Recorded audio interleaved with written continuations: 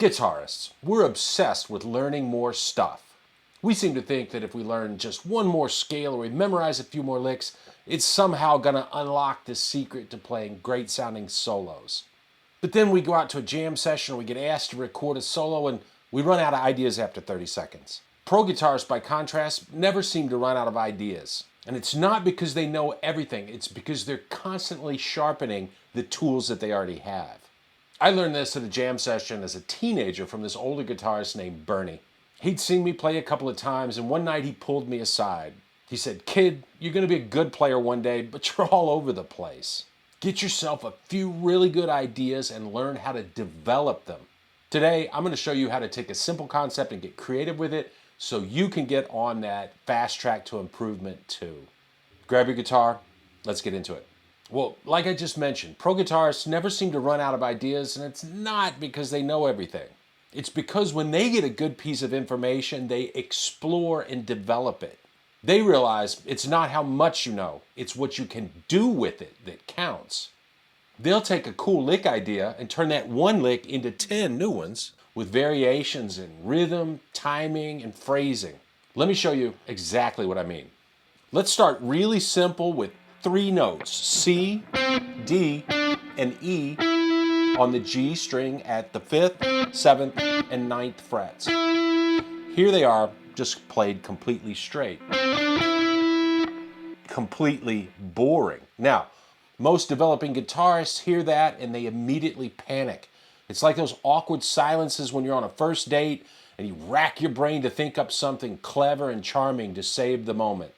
The impulse is to grab a scale shape and run through it as fast as possible to fill up the space and try to impress somebody.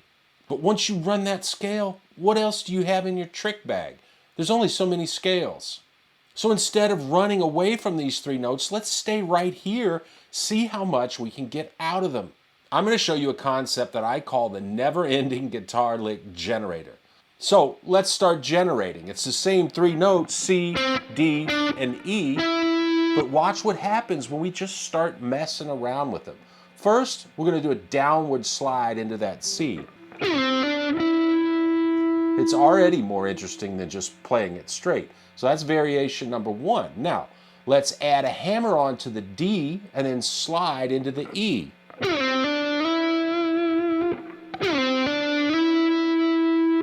3 notes, 3 different phrasing ornaments. That's variation number 2. For variation number 3, we're going to play the same thing, but this time we're going to linger on that E and add some delayed vibrato.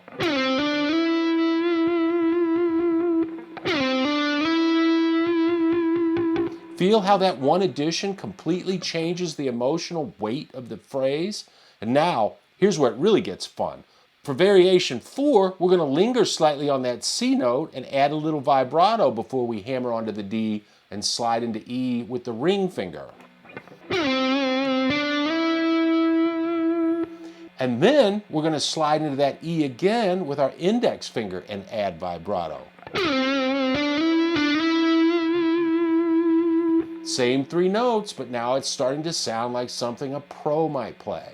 And finally, the same phrase, but before we apply that vibrato on the E, we're going to bend it up quickly a half step to F and release it back.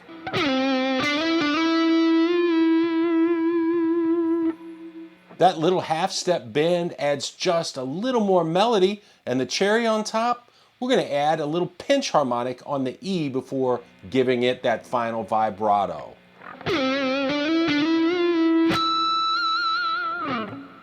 That was variation number 5. 5 different licks, we ended up with a completely different sound and feel than we started with, all morphed out of the same 3 notes.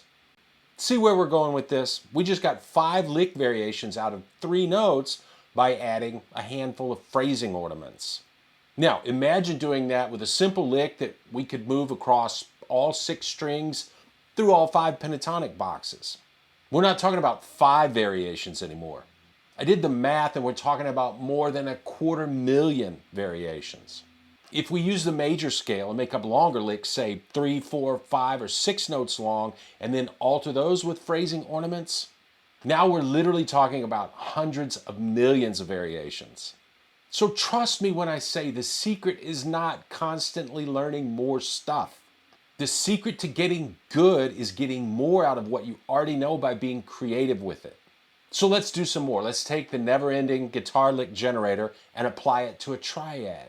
We're up in the 9th position with an A major triad first inversion. We got C sharp on the D string, E at fret 9 of the G string, A at fret 10 of the B string, and C sharp at fret 9 of the high E. And we're going to play the sequence C sharp, E, A, C sharp, and A again. Here it is played completely straight. I hear that, and my first thought is, okay, so you know how to play an A major chord. Do you have anything else? So let's flip the switch on the lick generator. Instead of playing that C sharp straight, let's bend into it from the B at the 12th fret of the B string, release the bend, and pull off to A. Now, let's add vibrato to that last A note. Now we've really got something. And how about this? Let's play that B note, pause, pre-bend up into the C sharp, and then get really aggressive with the vibrato when we end on that A. Oh yeah. So now we've already introduced that B note, so we've got a suspended second sound happening. But what if after playing C sharp, we add a D, which is the 4th interval? That would give us C sharp, E, A, B, C sharp, D, C sharp, B, and A.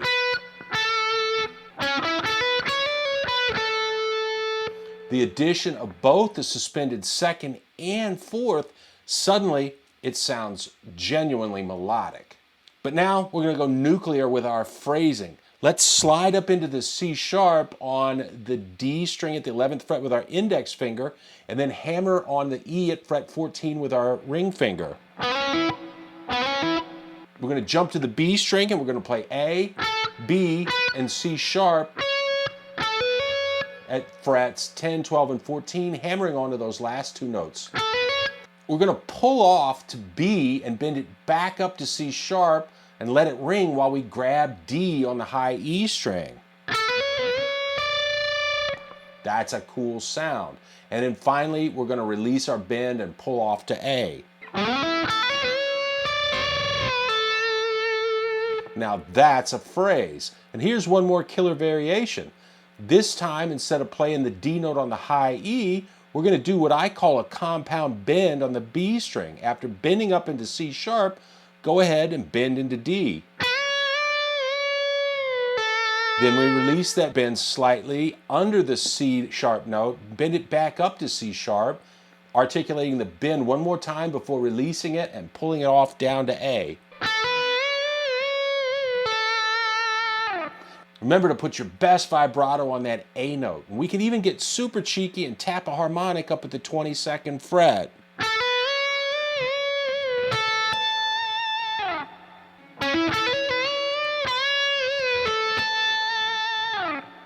Well, now we've got a lick that's super vocal and expressive, and it all comes out of trying to answer the question, what can I do to this simple little lick to make it sound awesome? I want to keep going. What do you say we take a pretty sounding arpeggio and make it even prettier? Hey, if you like the topics in my video and the way I teach and it's helping you, I want you to know that I have a course available. It takes the concepts that I teach in my YouTube videos and it puts them together in an integrated, progressive path to improvement. YouTube's great. You found me on YouTube, but YouTube is also all over the place. You're going to get lots of conflicting information, and you never really know if a video you watch is going to be right for you. So if you want a more cohesive approach, check out my course. Link is in the descriptions below. Thank you. We're up in the 12th position. We're going to start with the A on the A string, and we're going to play A, C sharp, E, G sharp, B, G sharp again, and then A, C sharp, and E. The C sharp and the E are on the B string. So here's our first variation. I love the sound of this arpeggio, but I'm hearing more notes. So we're going to fill in some of the gaps and turn this into a legato masterpiece lick. Let's add in the B note between the A and C sharp on the A string. We're going to add B and C sharp on the G string after we play the A note. And then on the B string, we're going to play C sharp, D, E, and finish by sliding back into E from D.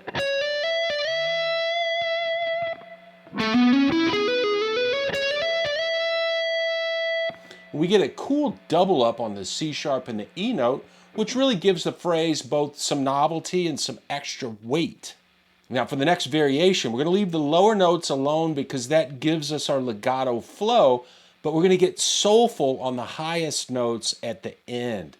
And instead of just ending cold on the E, how about we give that note some vibrato and then slide down to D, pull off to C sharp, and abruptly kill that note.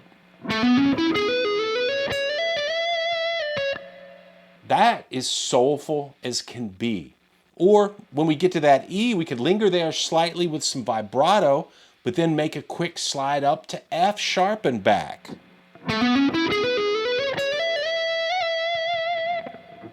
If there's a musical equivalent to putting a little sugar in your morning coffee, that might just be it. That little extra sweetness makes it perfect. Let's do one more example, and this one hits close to home because every guitarist is guilty of it. Playing straight scale runs. So let's play this idea in the key of G. We're going to start up at the 19th fret of the high E, and we're going to go straight down the G major scale to the 17th fret of the D string. Pretty boring, right? It's kind of like the guitar version of a grocery list. So let's fix it. First of all, instead of ending on that G on the D string, let's slide down to the G at fret 12 of the G string. So already we get some movement happening. And now we're going to break up that straight line on the E string with a sequence. Let's play B, A, G, F sharp, G, A, G, and F sharp. That's better. And after climbing back up to that A note, we're going to pull off the G, do a quick slide to A and back, and then pull off to F sharp. Now, reach over to the E at the 17th fret of the B string, slide up to the F sharp and back before pulling off to D and C. Next, we're going to slide into the B at fret 12, hammer on to C and D, do another slide to D and back to C, and pull off to B. The only note we pick on that B string is the first F sharp. Everything else is hammer-ons, pull-offs, and slides. So we get that liquidy legato sound.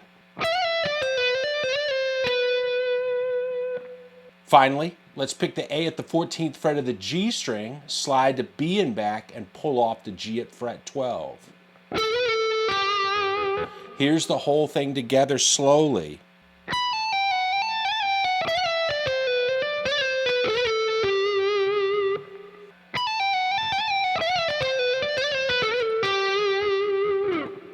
So we just took a creative cop-out, a straight scale run, and we turned it into something quirky, cool, and reminiscent of a player like Steve Vai.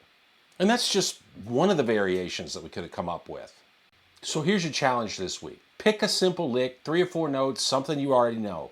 And instead of worrying about learning something new, spend your practice time squeezing everything out of those notes that you can. Change up the phrasing, change the rhythm. Add a bend, a slide, a hammer-on. See how many different licks you can generate out of that one idea. A seasoned old pro told me when I was a teenager, quit trying to learn everything under the sun and to spend more of my time developing my creativity with the tools I already had. That advice put my playing on the fast track to real improvement. I know it can do the same for your playing. As always, thanks for watching. Don't forget to like the video, subscribe to the channel. I do this every week. Work hard, but always have fun with that guitar. I'll see you in the next video.